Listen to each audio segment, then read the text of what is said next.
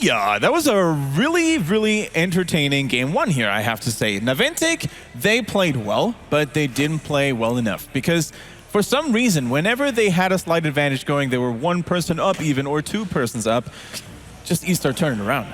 Shouty kept appearing out of nowhere and getting 3 or 4 man moshes and played like a legend. Apart from one that got stunned out towards the later mid stages of the game, but whew, that was a brawl. That was a brawl. I think it was a bit of a disappointing start by eStar. They weren't doing that great at first, and Shouty was feeding a little bit. He died a couple times. If there is anybody that expected to feed in this match, it wasn't Shouty. Not going to mention any names. But then behind this, it's really picked up. Yeah, the mosh pit started landing, and then from there, it only went downhill from Naventic. Yeah, great execution in those team fights for sure by eStar Gaming. J-Hell, why don't you give us that in slow-mo?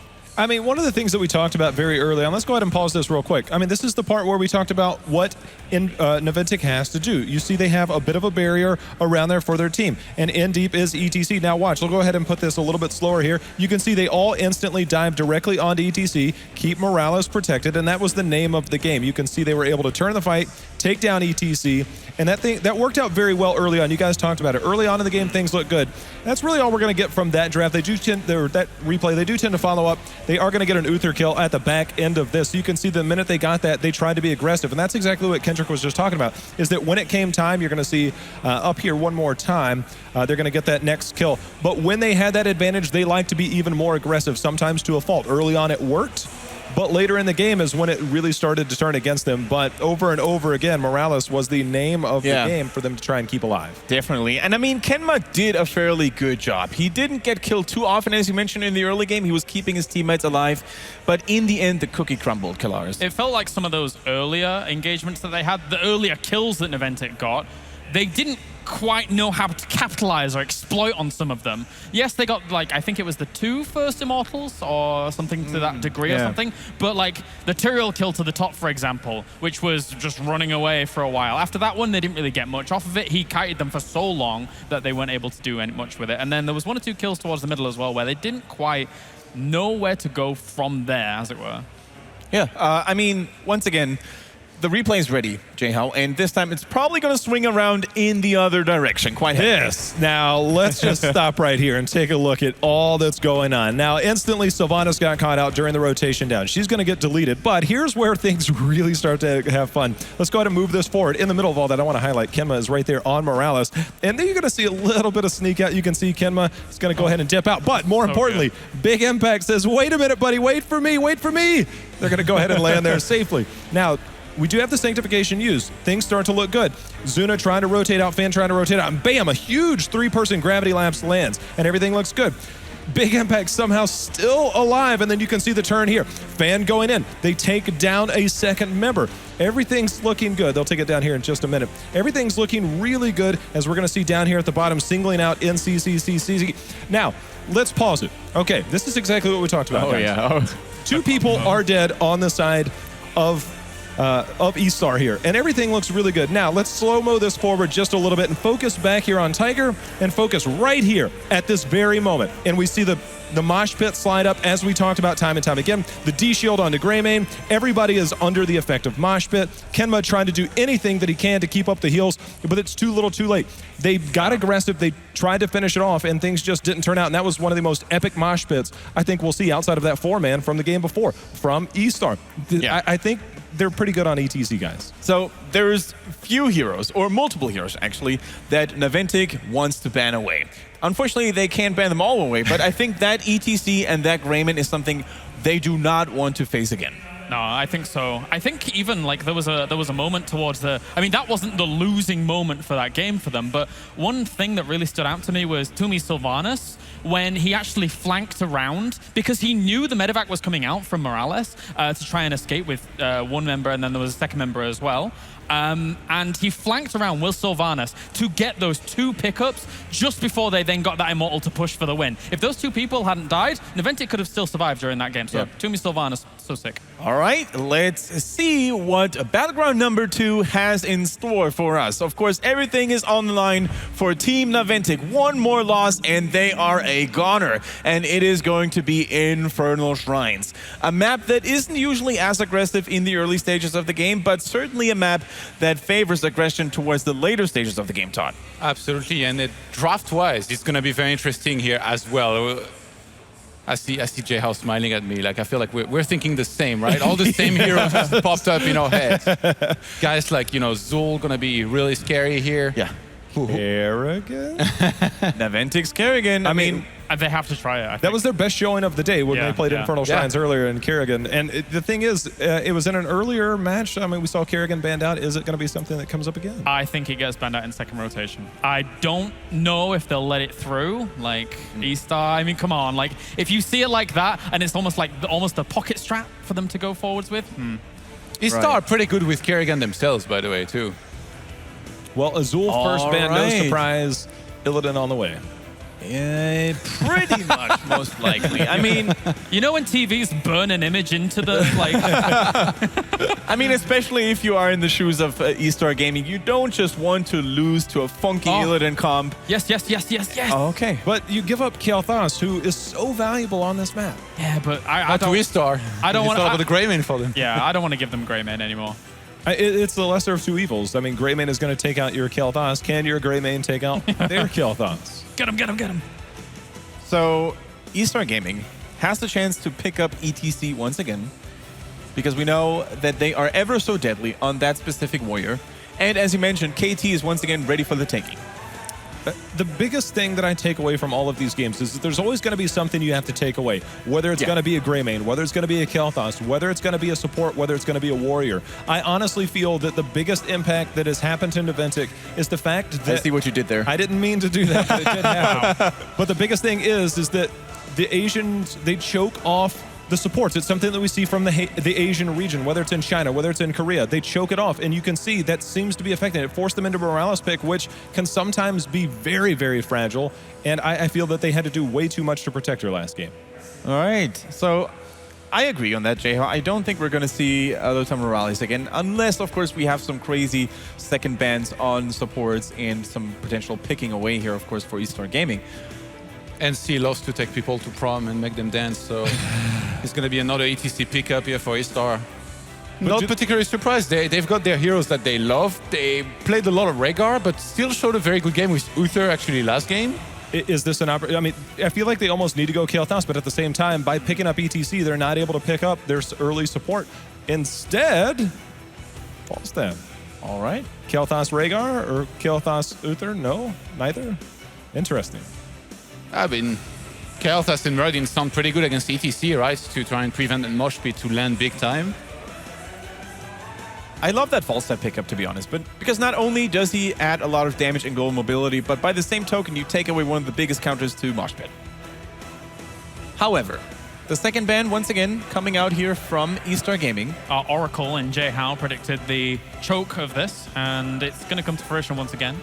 The thing is that Naventic also really likes to run Tassadar on this, so they can supplement another support, but it has to be someone that has an interrupt. It has to be somebody that can cancel out these mosh pits. Relying on a Morales grenade and or some type of gravity lapse is just way too tough, and I feel like they need some type of hard counter for ETC. And keep in mind that if the mosh pit goes out, use Mighty Gust on the rest of everybody and say, go away, we're going to kill your friends here. Sonya gets banned. That was the analyst, by the way, of eStar behind them. With his holding his grimoire with like all the notes and all that. So they do their research. The death note, so to speak. Writing names in there. I feel like this is Rhaegar Thrall or Rhaegar in some form or fashion. They might be spending a little bit of time trying to decide on what else they want to pair with this. Kerrigan obviously still on the board. I'm not sure if that necessarily fits in with Naventic's current draft, but it's definitely possible. They might even go Tyrael. Oh, no, never mind. Tychus seems to have found his way into these drafts lately. I mean, can eStar seems to like him. Change of opinion here. I mean, Thrall is a hero that we haven't actually seen that many times, considering how popular he actually is in the competitive scene. Wasn't Shoti playing Thrall in the last game against MP Black? He was, and he didn't look good on it. That was the one time we saw it, I guess. Yeah. I mean, they basically got annihilated, but At least they don't have a Stitch this time, right? Yeah.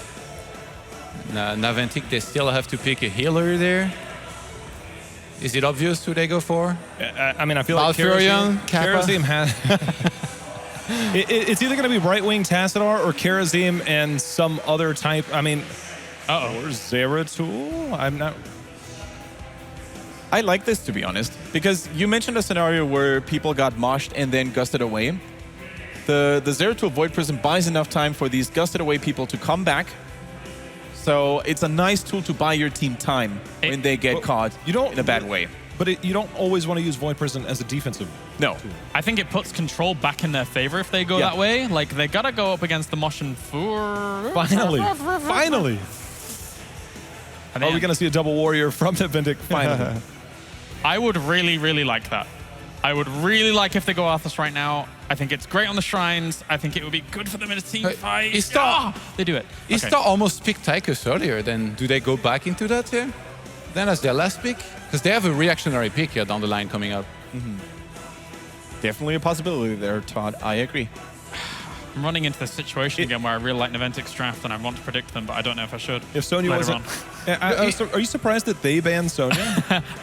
Not so much. Because they banned themselves out of it. Oh, and they go for it. Ooh. It almost feels as if earlier they pre-selected and they were like, let's see if they go double warrior first. Yeah. Let's see if they dare. So this time, eStar Gaming is doing things a lot smarter than they did against MVP Black. They saved Tychus for a last pick to scout out, hey, does the enemy team actually really go for a double warrior comp? And can we actually afford to pick Tychus without giving away too many of the other priority picks? So I like their approach much more this time than in the game versus MVP Black. Todd nailed it. I'm just saying. Yeah, no, he did. You're entirely right. And let's remember how eStar actually ran this against PBA. They went Commandeer Odin, which when they got the shrines, they were able to push extremely strongly with. I think they could easily go the same thing. I mean, Draken Laser Drill isn't off the charts at all, but strong. I like what you said, like they pushed extremely aggressively. Like I think the first Odin, like he even immediately dashed forward. I was like, whoa, slow down here. But yeah, this is looking pretty scary here for Naventic. I think this draft once again. What would be Naventic's playstyle of choice here, Jay? How do you face a team that is so stacked with tank shredding, initiation, and lockdown? The hardest part is that I think that eStar controlled that draft. Like, they 100% controlled the draft. They controlled the supports. They waited on the Tychus. They forced them into a double warrior comp, and then they followed it up with Tychus, who shreds warriors. And, I mean, I feel like eStar was in complete control of that draft, despite picking ETC and Falstad first. So without further ado, why don't you go for your prediction and let us know who you think is going to win game number 2? I hate to do it, but I think eStar got this one. Traitor. Gotta go with eStar as well. I hoped Naventic would do it in the previous game, but no, gotta go with eStar. And Letot? Apologies, North America. You can always cheer for Europe. From tomorrow onwards, it's going to be eStar here winning 2-0. And unfortunately, I just have to give it to eStar as well. I think their draft is looking solid. As Jho pointed out, they commanded the pace of the draft here as well. So give it up one more time for our casters, Gillyweed and Dreadnought, to see if NA makes their hold and stay in this tournament.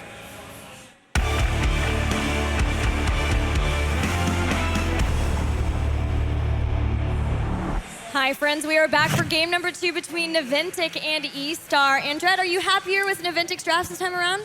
Much more so than the last one. I think the Arthas into the Falstad is going to hurt quite a bit, just choosing the Gus versus the Army of the Undead here. But it's a lot better than I feel like the last one was. I didn't feel like the one of two main strategies for eStar wasn't just handed over. Yeah, you and I actually talked about Thrall for eStar and how he's not been doing too hot for them, even though he's one that they highly prioritize. But we'll see how he works out for them in this game specifically. But let's introduce our teams. In the blue is Team Naventic, with Big Impact playing Greymane, McIntyre on Muradin, Kael'thas played by Zuna, Arthas played by Fan, and Kenma will be playing Karazim. And for eStar, we're going to have Tiger on the Rhaegar, Xingzi is going to be on the Tychus, Toomey on the Falstad, and CCCC is going to be on the Thrall, and Zhao Ti is going to be on the ETC. Both teams starting to head out to the center of the battleground. Zhao Ti patiently waiting for the right power slide. for follow-up and insta-kill that they're looking for. But they find out that they are going to lose potentially Tiger first, as Zuna had a great gravity lapse, but can he get away from that? No, he cannot. It's going to cost him his life here. Both the teams go blow for blow, trading dead even here at this point in time. So not a really too big of a lead on either side. One thing I did want to point out really quick is just that we did see the Gathering Storm on the side of Falstad rather than the Season Markman's approach that we had seen on Cursed Hollow. Outside of that, really nothing out of the ordinary.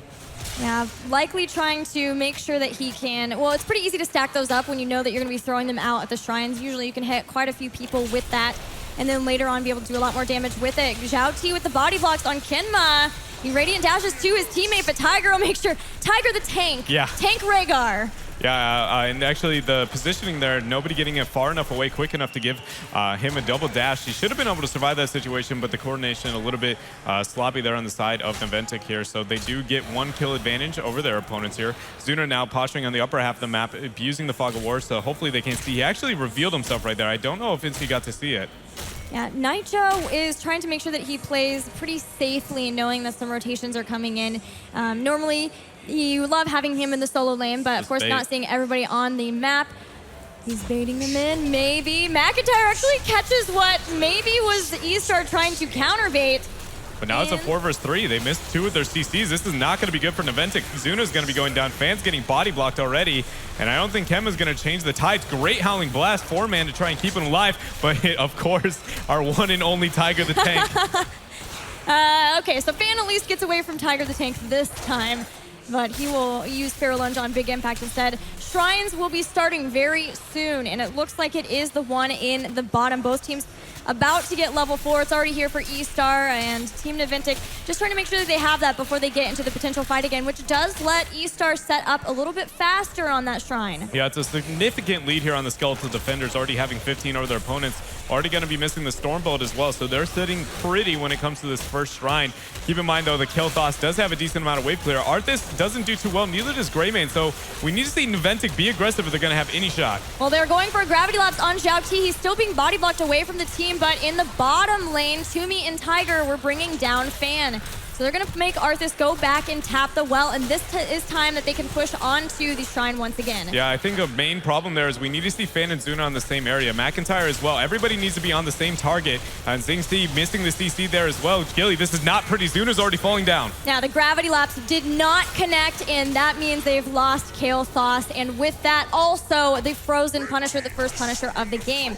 Now, of course, this isn't a very strong one, so they're going to separate out and make sure they're still getting that triple lane soak. Yeah, again, the aggression very split between the teams here. And also, one thing to keep in mind as well on the Tychus build, because this isn't Zuna specifically, we see in the rhythm taken here, which is more common in the Asian scene compared to the bigger they are, is what Zuna's been going recently in this tournament. Right, probably we'll still see the healing, the self-heal at 13. Yeah. Falstad also went for self-heal, grabbing Hammer Gain, something we've seen a lot more often since that was buffed for Falstad, and that will help him make sure he can stay alive and make sure that Rhaegar can focus his healing on somebody like Zhao T on Thrall if they need to. Yeah, no, eStar has managed to secure an entire level lead over their opponents for the time being. Very impressive considering the aggressive composition that Naventic's been able to get. But again, it just feels like Fan and everybody when it comes to the CC and kill potential is not on the same page. If they're able to clean that up, they still have potential in this draft. But for now, 3/4 the level of disadvantage. I'm realizing right now that this is one of those rare occasions I've talked about before where eStar has switched their normal warrior player with their melee flex, and they've put Naicha on Thrall. Most often it's Zhao T who plays Thrall, but again, knowing that they didn't do so well with him at Gold League, that might have prompted the role swap. So it's been a battle of the teams who like to role swap, apparently. Yeah. I think Naventic wins that, not so much in the video game, but in terms of who likes to role swap the most. Fan getting the bait here, missing the Howling Blast. It wouldn't matter either way. I don't think he has kill potential there quite yet onto the Falstad, but not getting a pressure tap out of him is a disadvantage for them. A lot of pressure on the map for the side of eStar. They've done a good job getting a lot of minions to threaten over onto Naventic's side. Yeah, as the second warrior, Fan is trying to build up his damage more too. He picked up Biting Cold and then Eternal Hunger too. Yeah. So he's trying to build those stacks so eventually he will have not only more mana restoration, but increasing that damage bonus once he does get enough stacks on that. And there's a Gravity Lapse to Zing C. Can he get away from his team? He's trying to get back. He will get back just in time, but he does have to go back to get ready for the shrine. Yeah, it is a small advantage there, forcing him to be able to get the tap, getting the heal, and everything else. One thing I wanted to point as well, Icebound Fortitude out for Fan to be able to try and negate some of the CC onto him, which is not what we see typically in these double tank style plays. So we'll see if that comes to be effective for him. But Zuna's going to get caught out, get the great gravity lapse, but I don't know if it's going to matter. He will be falling here, Gilly. And Nitya not likely to get away here, although he's trying the healing ward, saving Not just like- big. Okay, so Karazim dies, Thrall does too. Fan was trying to come in, he will drop, and eStar's taken a way better advantage out of this fight. Yeah, they've done a very good job already securing 3 kills. What looks like might be 4. Great Stormbolt to peel off at a big impact, but guess what? That is going to lead to a lot of skeletal defenders, a level and a half lead minimum here for eStar. Whether or not they're going to be able to capitalize with this Punisher, I'm going to say probably very likely. Also see if they decide to go with the standard Odin, which has come so common on this map. Right, definitely. Getting your heroic abilities with a big battleground objective like this is so hard such to a deal great, with. yeah, it's a huge power spike You for a honestly team. just have to give up like absurd amount of structures and just soak the side lanes. Like McIntyre here, you see Fan rotating the bottom half, they realize they can't do anything. You legitimately just soak because that is your best odds. You're going to lose this fort 100%. You're going to lose probably the keep wall as well. It's just one of those things that it's like if you make that many misplays in the early game, I mean, it shows that you can easily be punished. Right, we saw that the same thing happened on Battlefield of Eternity with MVP Black versus Yep. eStar, and they straight up just lost the game. Of course, that was on Battlefield, and Yeah. that can happen there. It's definitely more crippling on Battlefield than it is on some of the other maps, depending on the health of the mortal. Look at nobody's got these tools to bait it over the wall. There we go. It does Ooh. happen, but Kenma. They didn't even have to use Mosh Pit there. Zhao T just went in. There was the Sundering 2. Zuna's in trouble. Draken Laser Drill has Great been Mountain Blast. summoned. Yeah, that was a good one. But Zuna caught between a Tiger and a Nitya. He also will drop. This is just so many kills. 9 kills to 2 for eStar. They look so fantastic this game. Yeah, they're doing very well, getting a heavy lead. And we talked a lot, at least the panelists did, about the momentum that these two teams might have. And with losing that last game, it feels like, obviously eStar's playing this very well, but maybe we see that momentum swing going against Naventic here, and they're struggling a little bit mentality-wise. Definitely. We have seen that from them several times, Yeah. unfortunately. And this is a great rotation from eStar. With those kills, Team Naventic still haven't gotten heroic abilities. So they've lost their mid fort. They cleared up the Punisher, but in that time, eStar could rotate up and also destroy the top fort. Oh, look at that, dude. This guy has no fear. Tiger literally just bites anything that he can here. The skirmish on the upper half, Gilly. Good gravity laps coming out, but I don't know if anything's going to fall. Nitya is away from his team. Stormbolts will connect. He's going to try to run away from the team, maybe just buy time for the rest of his teammates to get away. And that will be at least a kill onto Nitya. Helps the experience a little bit for Team Naventic, but they're still so far down. Yeah, and Falstad did a decent job, not even rotating the fight, realizing that he can just soak elsewhere. Great job here, though, from Naventic to sniff out Zhao T in that chokehold. Too bad they weren't able to secure a kill. Yeah, they really want to find kills if they can. This Ancestral Healing comes up. Here comes Toomey, Mighty Gust to save the team. But Zhao T wants more fighting. And a big mosh pit on 3 members. Xingxi in the back. Kael'thas will drop. They're trying to get more. They're going after Kenma. McIntyre also low. Can't help too much. And with the aggressive barrel roll in, Kenma divine palms himself, but they're still going for it. And the positioning is just so perfect to make sure they get another kill. And honestly, one thing to be pointing out is it feels like Naventic instantly forfeits their positioning for aggression the minute that they get a kill. It's another situation where they just all collapse. They're like, we get 1 kill. We need to stack more. We need to be very aggressive. And they forget that there's such thing as a counter engage. Like the minute that happens, it goes, all right, they just wait on the gust, wait for them to all move in front of a wall. 1 gust, 1 mosh pit, and then you proceed to lose the team fight. And this is something that happened in game 1 3 different times, already again in this one. Or even to get out in the lanes and soak, too. That was all of the members running around, trying to get more kills, which means they fall further behind. In the bit of experience they got by being able to gank and take out Thrall was negated because for a long time, the eStar had Falstad soaking, and they've got a 3-level lead. Yeah, 2-level lead. Wait. It's 3 level lead here. There is no mosh pit up quite yet. This chokehold is not going to be a great place to fight, though, with Gust and Sundering both available for eStar. Now, they do have the Talonteer advantage. Camp's pushing on the bottom half of the map, and Naventic is going to have to just give up this map objective, worry to get the soak. It's unrealistic for them to be able to take this fight or any fight for the near future for some time. It's going to be minimum keep front wall at this point. If there's enough picks, it could be game. Yeah, and that's just a fantastic thing with the decision-making that we've seen from eStar this game. They got such a level lead at level 10 that they were able to get 2 forts off of that, which means they knew that there was a potential that the next shrine would be top, And if they can clear that, which they already have Thrall working on it, they can get more from it because the fort is already down. Yeah, here, so you see only 2 members committing to the Skeletal Defenders. Meanwhile, the Shaman Camp is pushing in the upper half as well. Toomey has no fear. Stormbolt's not going to be able to land their barrel roll out, and again, it's just eStar keeping their lead, soaking all the lanes as well, so Naventic's not even catching up in the experience. Yeah, Thrall is the only one on the Shrine, but that means the rest of them are free to fight. They know Arthas is down in the bottom, and they're just zoning them away. They're kind of baiting them in, so they know that Thrall can finish getting that Shrine, and now the Mortar Punisher, along with Bruisers, are going to be pushing in that top lane. Yeah, the Shaman Camp as well, with, as you said, the Punisher, but the scariest part is going to be that 16 advantage is about to be picked up for eStar. The front wall won't get it quite for them, but it will be very, very close. See if they're able to get 1 to 2 picks, and this could be a hard spot for Naventic to come back from. But Naventic are 13 now, so they've picked up those talents. We'll see if they can make anything happen. Jouti diving very deep, looking for a pick, but they haven't gotten it yet. But still, even with that, the Punisher is now starting to work on bringing down this keep. And if they can take that down, then they get the catapults. If they can get more, if they can get kills, they could win the game. Yeah, but the Punisher's taken down very well for Naventic. Good job being able to bait it out here, but the keep will fall no matter what. This is not the fight that Naventic wants to take. And again, getting aggressive, but giving up positioning, it's going to pay. Yeah. Jouti with a great mosh pit. A great mosh pit, and that's 3 people down. They found McIntyre in the back too, and Toomey is just distracting him until he can bring him down. The hammering comes back. They call it. That's it. They're going to be just going for the core. eStar is just going to win the game here at this point, killing out on Fan here. Getting 3-level lead, and a very dominant performance coming up from eStar here, 15-3, and they will 2-0 Naventic to move on out of this group stage. eStar, the second team to move on out of this group, eliminating Team Naventic, and along with them, The North American home. Dreams. Sadly, that is going to be the case here. Naventic does fall down, and I mean, I guess it's not surprising. Everybody, I feel like, expected eStar to come out and be a very dominant team here, but I feel like a lot of people also feel like they weren't nearly as dominant as we expected them to be, to where maybe Naventic would have a better shot against them. Right.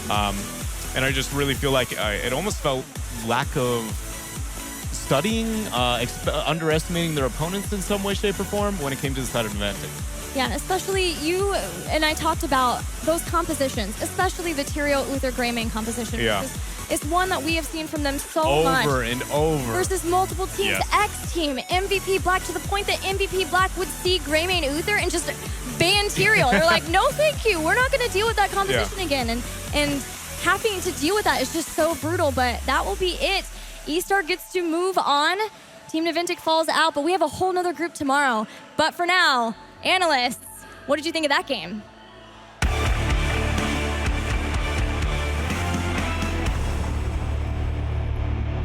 All right, thank you very much, Dreadnought and Gilly. Unfortunately for an A, they are no longer represented in this region. Both Gale Force Esports and Team Naventic are out of this tournament. China, on the other hand, still have 2 teams that are in the Summer Championship here in Jönköping, Sweden. You know, we've seen pretty convincing play from eStar Gaming. They're an X team, of course, in Group B. We'll show what they have to offer tomorrow when we focus on that group. But Jayhao, how does it feel to see Naventic go down like that? I mean, it almost seemed like towards the end, I don't want to say it's kind of what we expected in the sense that things got tough. And that cheeky grin showed. that Kalaris has. And Kalaris is just giving me the look out of the corner of my eye, and he already knows. He already knows. And Naventic, unfortunately for them, they go out here. I already know what he wants to say, and let's just let him say it. Do you?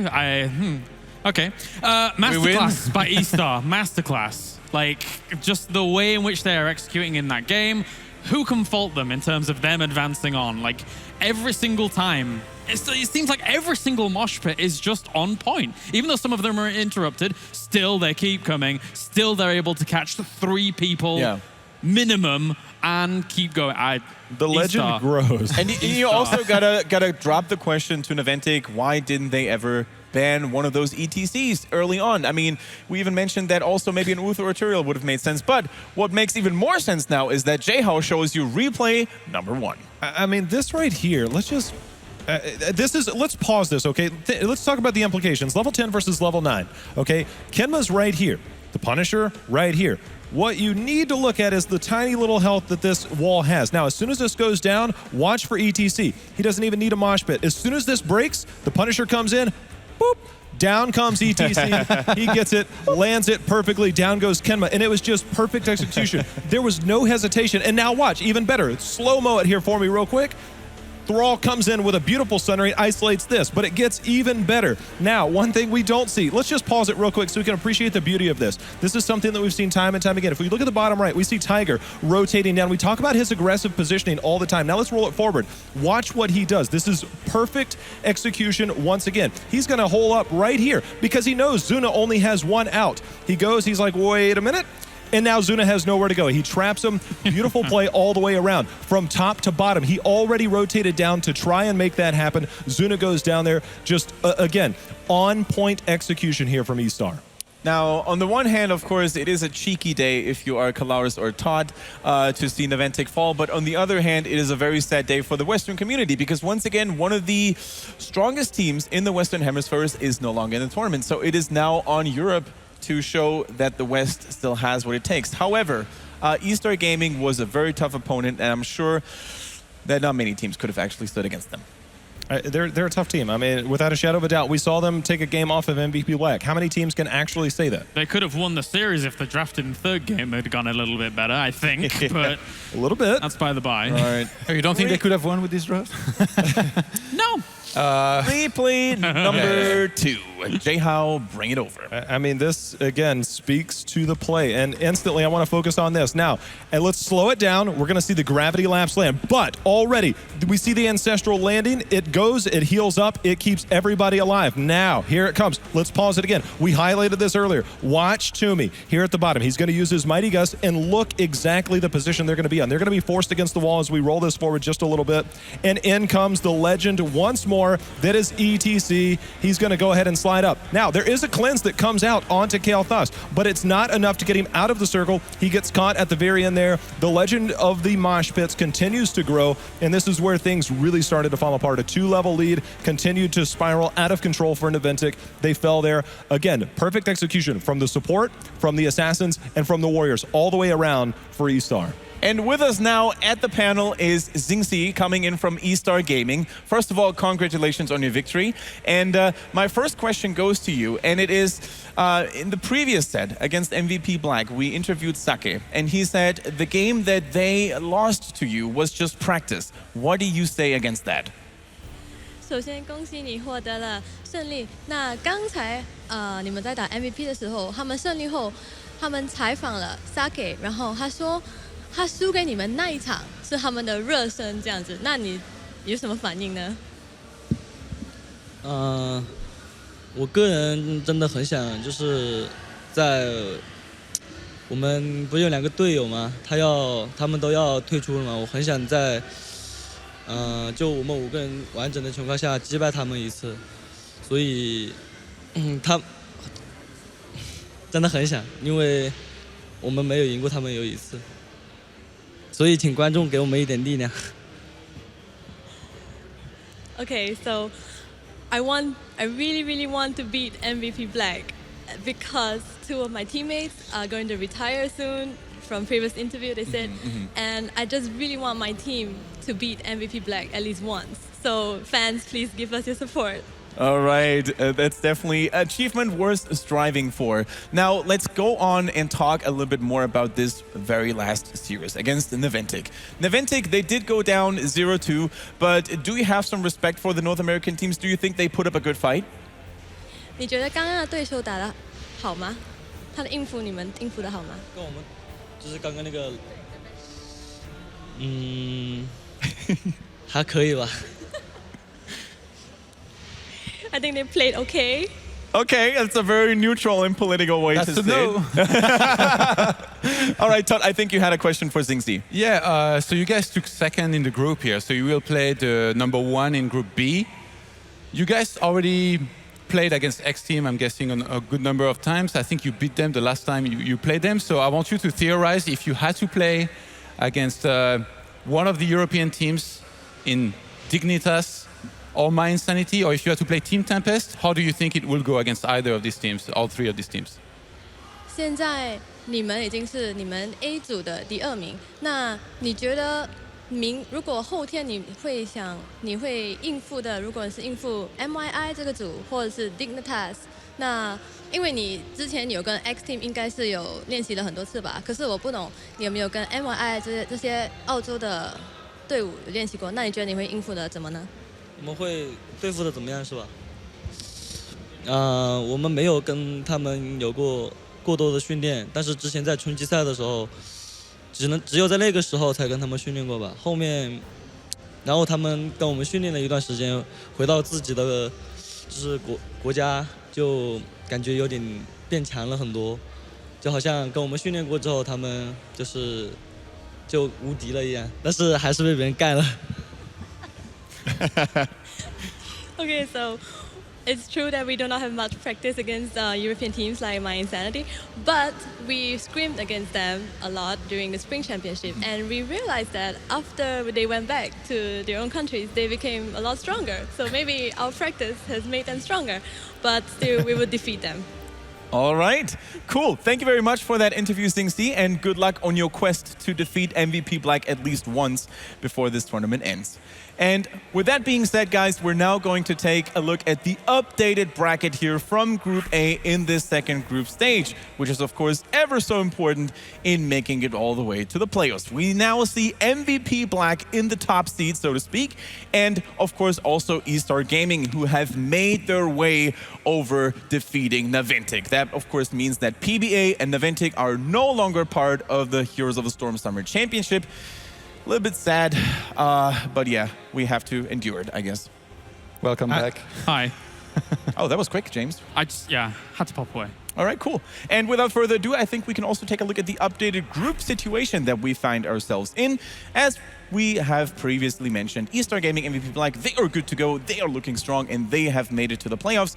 Now, tomorrow, we are going to take a heavier focus on, of course, Group B, with a heavy participation of European teams. Team Dignitas, My Insanity, they're here to stand their ground, but of course, Tempest and X Team are no easy teams to just beat in the get-go. I mean, if we thought we had exciting games today, I think tomorrow could be even more explosive. I mean, the level there, I mean, with all respect, go ahead. PBA wasn't expected to do a whole lot today, and it kind of showed. And I think that one of the things that we'll see, especially from those teams tomorrow, is that every single series should be extremely competitive. I'm really curious to see how Tempest does in this group, as well as the European guys facing off against each other. Yeah, I like how you didn't highlight one of the most fantastic teams in that group, Team Dignitas. I've got the British anthem did I skip them? ready I am in very my sorry. head, just so when the Brits win, 2 of them, maybe. Still need to find a flag for them as well, I believe. Yeah, I do. Yeah. Yeah, Right. it's going to be really good tomorrow, man. This is going to be super competitive. It feels like every day just gets better and better. Like from the first day, we had good games, but even thinking on that last day to Monday, it's semifinals and grand finals between like all of these guys. I'm so happy to be here, man. It's been so many good games, and there's still more to come. This is actually the most insane thing. We're just getting started. This was the first day here in Jönköping, Sweden at the DreamHack venue. This is getting ridiculous. Tomorrow, of course, as I pointed out, it's going to be all about Group B, Dignitas, My Insanity, X Team, and of course Team Tempest, which are so far the only team that has successfully passed the quest of defeating MVP Black. Now, also something, of course, that I want to highlight once more is, of course, the free hero rotation. You can go to your Heroes of the Storm client, you can invite your friends, get everybody in here, the grandmother, the sister, we don't even care who it is. You get to play all the heroes for free from the 24th of June until the 27th. So this is ideal, especially if you're suffering from gold problems as I do every now and then. Also, of course, we have to mention the Score Esports, a fantastic app for your phone, a fantastic website for your desktop PCs if you want to be up to date in everything that's connected to esports. For now, on behalf of all the boys here at the desk, all the teams, all the players, all the happy little people at DreamHack, we would like to thank you for your attention, and we hope to see you again tomorrow at 11:15 here CEST for Group Phase number 2, Group B. So long, take care, and see you in the Nexus.